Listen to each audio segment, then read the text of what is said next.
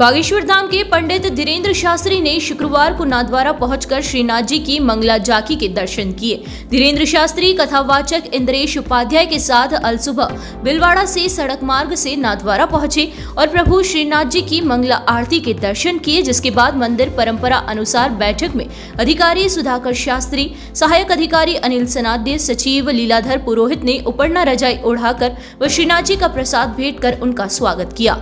इस दौरान धीरेन्द्र शास्त्री ने कहा कि श्री जी के दर्शन कर ऐसा आनंद आया जैसे वृंदावन की कुंज गलियों में द्वापर युग में हो, और श्री जी से यही प्रार्थना की है कि जल्द से जल्द भारत हिंदू राष्ट्र हो जाए, सभी धर्म विरोधी यहाँ से भाग जाए। उन्होंने कहा कि धर्म से राजनीति चलती है, राजनीति से धर्म नहीं चलता, और धर्म का उपयोग वोट बैंक के लिए नहीं किया जाना चाहिए। धर्म धारणाओं का विषय है, प्राचीन परंपराओं का विषय है, उत्साह आनंद मोक्ष का विषय है।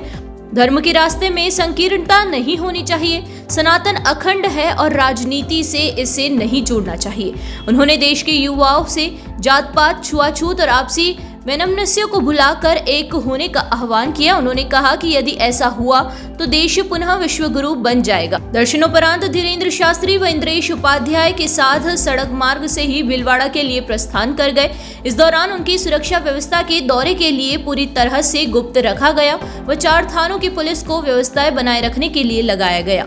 बता दें कि भीलवाड़ा में बुधवार से पंडित धीरेन्द्र कृष्ण शास्त्री की 5 दिवसीय हनुमंत कथा चल रही है। छोटी हरणी हनुमान टेकरी स्थित काठिया बाबा आश्रम के महंत बनवारी शरण काठिया बाबा के सानिध्य में तेरापंथ नगर के पास कुमुद विहार विस्तार में RCM ग्राउंड में यह कथा हो रही है, जहां करीब 1 से 1.5 लाख लोगों के पहुंचने की संभावना है। ऐसा कुछ कहा नहीं जा सकता, परंतु ये बात बहुत पूर्ववत सिद्ध है कि धर्म से राजनीति चलती है, राजनीति से धर्म नहीं चलता, और हम इस बात के खिलाफ हैं। धर्म का प्रयोग राजनीतिक वोट बैंक के लिए अगर किया जाए, ये सबसे बड़ा अपराध है। दूसरी बात, धर्म एक ऐसा है जो स्वतंत्र है, धारणा का विषय है, प्राचीन परंपराओं को जीवंत रखने का विषय है, उत्साह का विषय है, आनंद का विषय है, मोक्ष का विषय है, जिज्ञासा का विषय है। धर्म के रास्ते में किंचित मात्र भी संकीर्णता नहीं, इस सबको स्वीकार करने की सामर्थ्यता रखता है। अब देश की राजनीति में तो उठापटक चलती रहती है, उसको धर्म के साथ जोड़ना, क्योंकि जो शाश्वत है, शाश्वत अखंड से खंड खंड को नहीं जोड़ना चाहिए।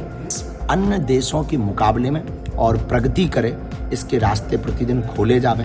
वो तभी होगा जब सब एक होंगे, सबके अंदर की वैमनस्यता दूर होगी, भेदभाव मिटेगा, छुआछूत मिटेगी, जात पात मिटेगा, तभी कुछ नए विचार संकल्प यहाँ पर संगठित होंगे।